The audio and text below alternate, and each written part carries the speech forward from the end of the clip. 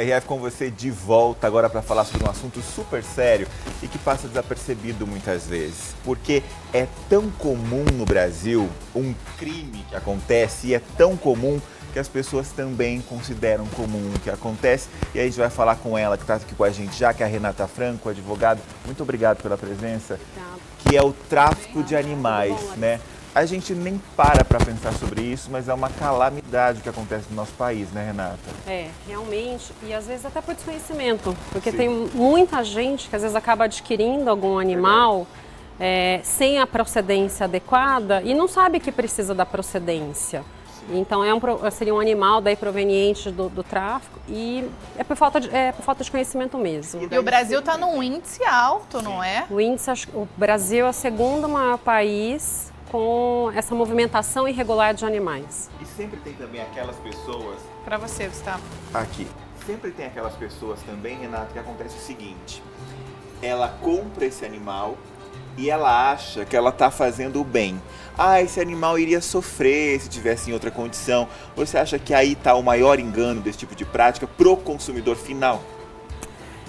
Eu acho que é uma das práticas, né? Eu acho que não é a questão só do sofrimento. Às vezes a pessoa, por achar bonitinho, por querer ter um animal, viver mais em contato com a natureza, então daí acha que está fazendo um bem, recolhe esse animal, compra esse animal para conviver e é a partir daí que está configurado o crime. Né? E por que ela não está fazendo bem? Porque o animal ele tem que ficar no seu habitat natural. Por mais que a gente queira ter o convívio com os animais, ou tem um local específico, ou na verdade o local ideal é o contato com ele na natureza, ele solto na natureza. Então eu acho que qualquer alteração disso não é o bem para o animal. E a pessoa, daí talvez com a sua vontade, né, de querer ter, às vezes um jabuti em casa, ou um passarinho, e às vezes a procedência não vem da natureza, não é a procedência regular e está fazendo daí sim um mal para o animal, um mal para a espécie, às vezes até adquirindo espécies em extinção. Sim. Então tem todo um ecossistema que acaba sendo abalado. E é um tipo de comércio, não é, que movimenta bilhões, não é isso, Renata? Bilhões. São valores assim altíssimos, né? Depende muito da espécie, da raridade, da dificuldade de se prender esse animal da natureza. Mas tem às vezes uma espécie que é vendido, arara azul, por exemplo, eu acho que é $60 mil um animal. É muita coisa. É muito dinheiro. Então depende aí da raridade, da apreensão, da dificuldade da apreensão desse animal. Quem está por trás disso, Renata? Se a gente pudesse falar, porque o que parece, né, quando se fala tráfico de animais, sempre parece que é uma coisa que acontece muito isolada. A gente está falando de um crime que acontece por um acaso, porque alguém foi lá, caçou o bicho, depois vai vender, ou é uma estrutura organizada? Tem uma estrutura organizada que tem sido combatida, né, pela Polícia Federal, pelo próprio IBAMA, mas é uma rede internacional, não é só no Brasil. O Brasil, até pela sua extensão e pela sua variedade, acaba sendo muito impactado por conta disso, mas você tem vários outros países sofrendo também com a apreensão de animais, essa comercialização irregular. Muitos interessados são, às vezes, colecionadores particulares, sim, pela raridade do animal, às vezes zoológicos, e às vezes até para utilização, né? Às vezes aquele comércio para utilização, às vezes que é o couro, às vezes tem piton, né, cobre. Então você tem essa variedade também para um comércio específico.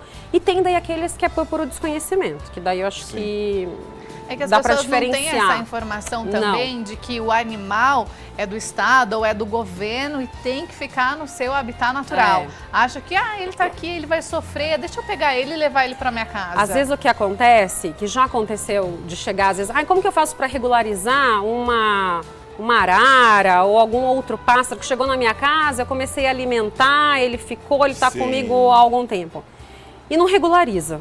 Então, às vezes a pessoa tem até a boa fé, né, a boa índole, ele está fazendo um bem, alimentando, na verdade ela está tirando ele desse habitat natural, e depois você não consegue regularizar, você de fato tem que devolver para o governo, né, para o IBAMA, para tentar recolocar esse animal na natureza. Não existe essa possibilidade, então? Não existe a possibilidade de regularização. Nenhum animal? Nenhum animal. Ou você compra ele de locais que essa procriação ela é controlada, e daí o animal vem com uma anilha, vem com um número de série, por assim dizer, mas fora isso, não existe a possibilidade de regularização. E essa pessoa está correndo um risco, por exemplo, de pagar alguma multa ainda, de sofrer alguma consequência legal ou não? Sim, ainda que seja por esse desconhecimento, ela pode pagar a multa, e daí a multa ela pode ser, às vezes, de R$500, dependendo da espécie, ou até R$5.000, por ser uma espécie em extinção, algo do gênero.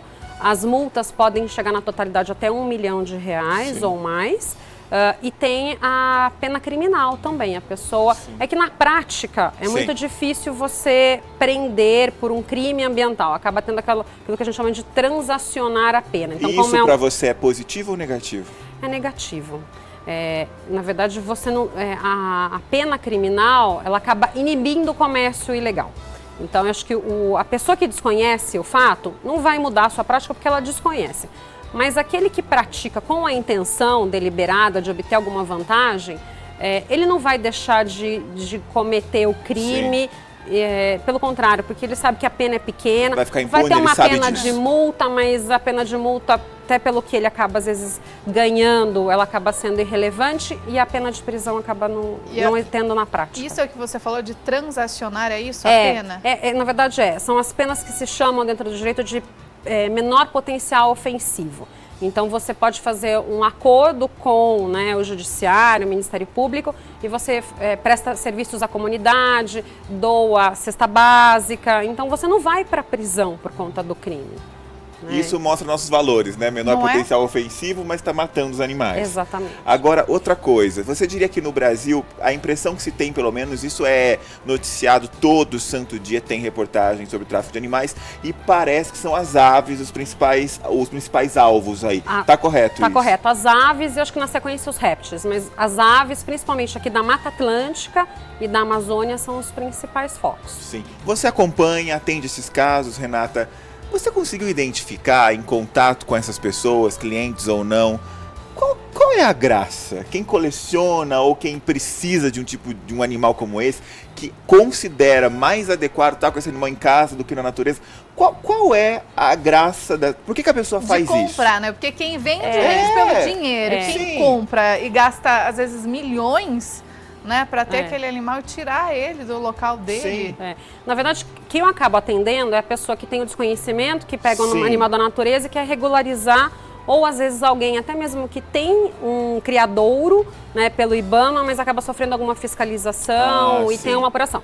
Mas no meu entendimento, é o lucro.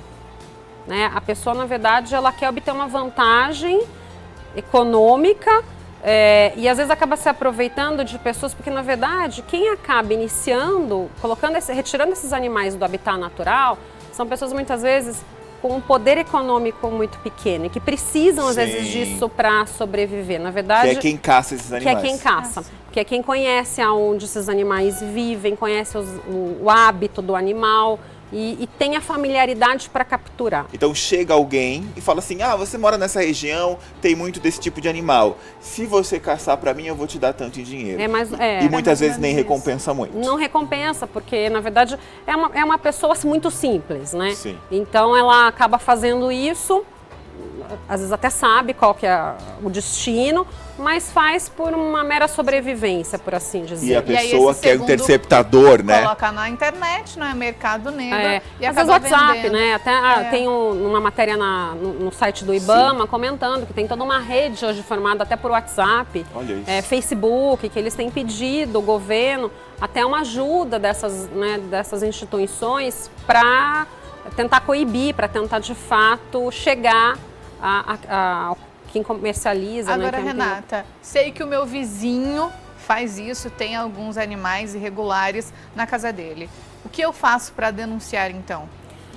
Os veículos de comunicação podem ser vários, né? O IBAMA, que na verdade é o principal quem cuida, Polícia Federal, Polícia Civil, Polícia Florestal, acho que qualquer ou alguma entidade que trabalhe com animais né, Mas, assim, a pessoa liga e faz uma denúncia. Liga e faz uma denúncia. Não necessariamente que essa denúncia ela precisa ser identificada, né? Mas você daí passa a indicação de onde está esse animal, endereço, e os policiais vão averiguar. Tá, perfeito. Outra coisa, a gente que está aqui, né, na cidade, não tem contato com isso, às vezes não está envolvido nessa cadeia. Mas é responsabilidade nossa falar a respeito disso. Responsabilidade nossa. O dano que isso gera para o meio ambiente, consequentemente, esse dano vai voltar para a gente, inclusive na cidade, é violento. Volta, porque é o seguinte, na verdade, o dano, ele está mais próximo até do que a gente imagina. A gente está modificando o meio ambiente, até pelas construções, as moradias, e cada vez mais as cidades aumentando, esses espaços dos animais estão diminuindo.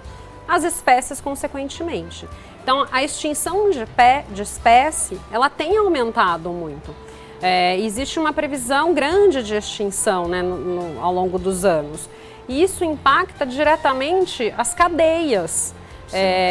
E acabam refletindo, num segundo momento, na gente. Então tem uma questão até mesmo de aquecimento global.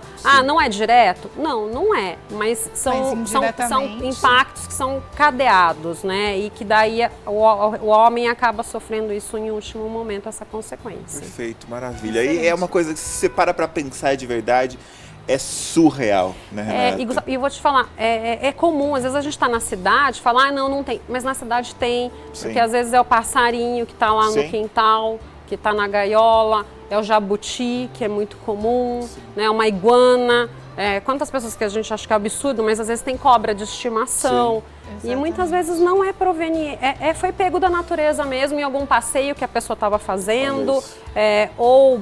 não sei, apareceu de alguma forma ali e ela manteve aquele animal com ela em cativeiro, né? Perfeito. Eu acho que é isso. O importante dessa mensagem aqui é que você, pelo menos, tenha essa responsabilidade, pense sobre esse assunto e tenha e também haja, consciência, né? Não é? Porque às vezes você acha que você está fazendo bem, você é mal informado, não é? Chega lá a arara, pousa no seu quintal e você acha que você pode torná-la sua propriedade. Não é bem assim que as coisas funcionam. Eu acho que a gente precisa ter conhecimento também, porque muita gente é leiga nesse assunto.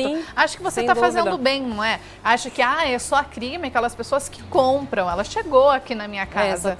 Mas não é assim que funcionam as coisas. Maravilha. Muito obrigado, viu, Renata? Obrigada. Foi muito bom recebê-la. Que bom, obrigada. Vai aparecer aí no seu televisor os contatos também da Renata. Se você ficou com alguma dúvida, está passando por alguma situação, precisa de um auxílio, tem o site aí da Renata, você pode entrar em contato, lá tem muita informação para você, tá bom?